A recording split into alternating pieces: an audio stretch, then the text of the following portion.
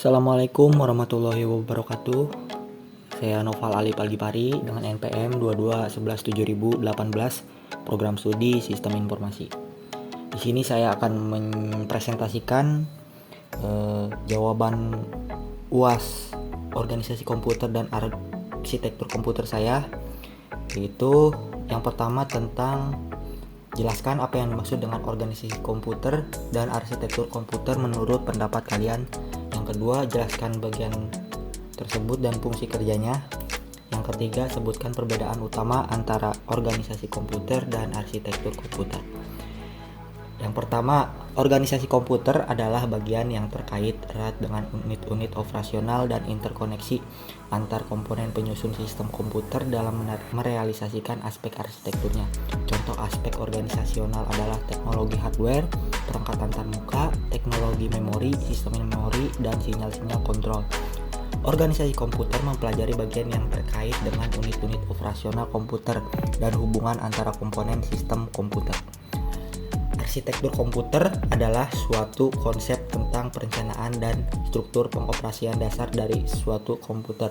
Pengertian lain dari arsitektur komputer adalah suatu seni dan ilmu tentang bagaimana merancang antara berbagai jenis komponen hardware komputer supaya menghasilkan suatu komputer yang serbaguna untuk berbagai keperluan.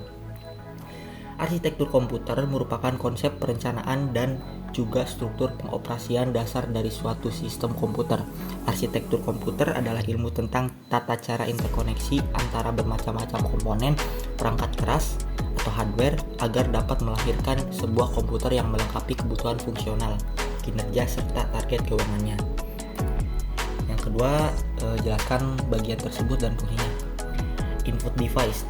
Nah, di sini input device atau peranti masukan adalah sebuah peripheral perangkat keras komputer yang digunakan untuk memberikan data dan sinyal kendali untuk suatu sistem pemrosesan informasi, misalnya komputer.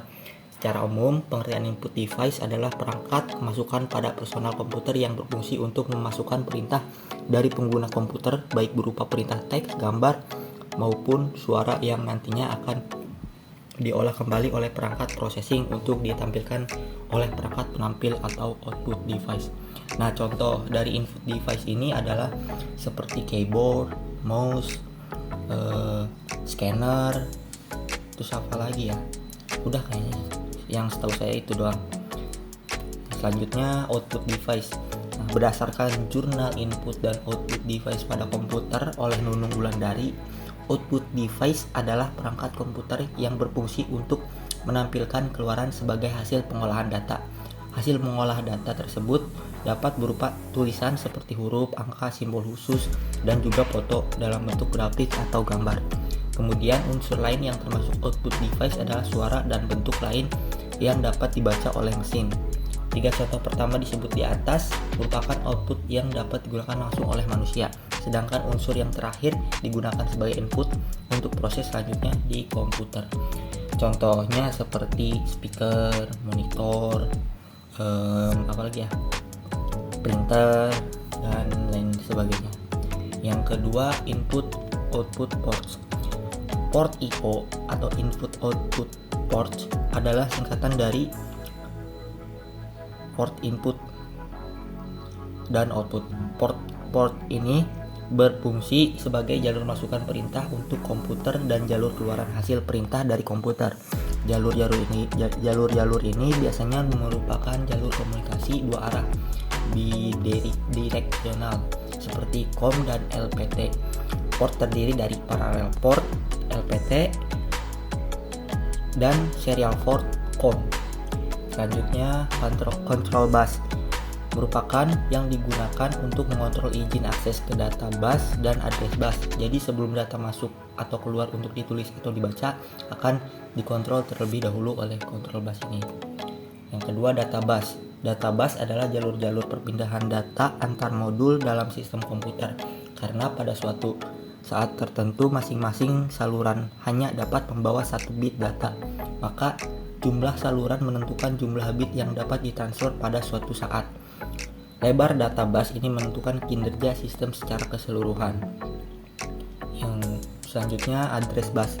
Pengertian address bus ada alamat atau address bus adalah arsitektur bus komputer yang digunakan untuk mentransfer data antar perangkat yang diidentifikasi oleh alamat perangkat keras, memori fisik, alamat fisik.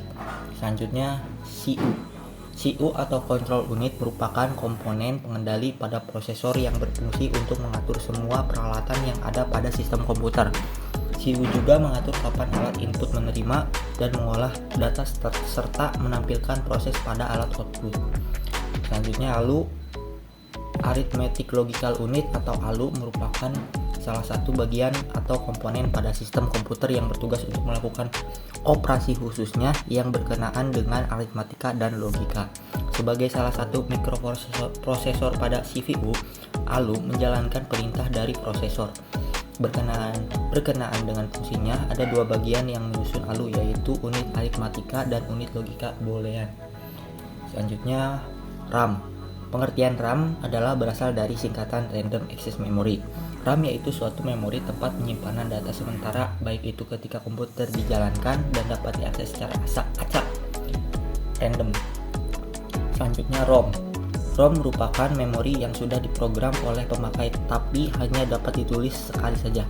Dalam komputer, read-only memory atau biasa disebut ROM adalah salah satu jenis memori yang digunakan untuk penyimpanan data atau informasi dalam bentuk permanen. Selanjutnya nomor 3, sebutkan perbedaan utama antara organisasi komputer dan arsitektur komputer.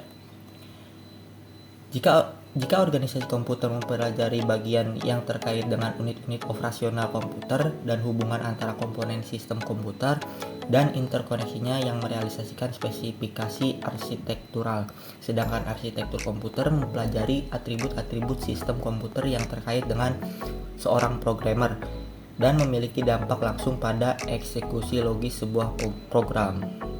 Ya. Dan ini bersumber dari joglioblogspot.com, indexmyid, ahmadsyaifullahwordpress.com, pengertianku.net, jurnalponsel.com, jojomic.com.